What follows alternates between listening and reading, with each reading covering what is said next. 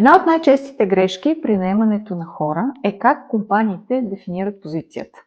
Ако погледнем повечето описания на позициите, виждаме един списък. 20 изисквания, години опит, технически умения, сертификати, специализации. Но много рядко пише какво всъщност трябва да постигне този човек. Не какво трябва да знае, а какво трябва да направи.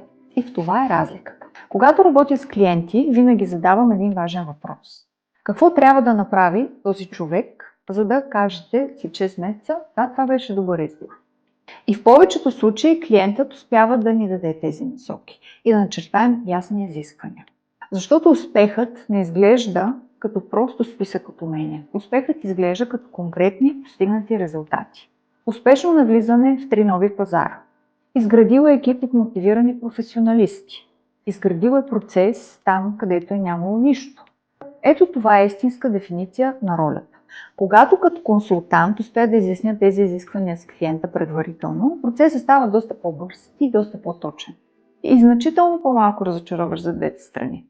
Защото знаем какво точно търсим. Подборът започва с ясна дефиниция на успеха. И ако тази дефиниция липсва, дори най-добрият кандидат ще изглежда като грешен избор.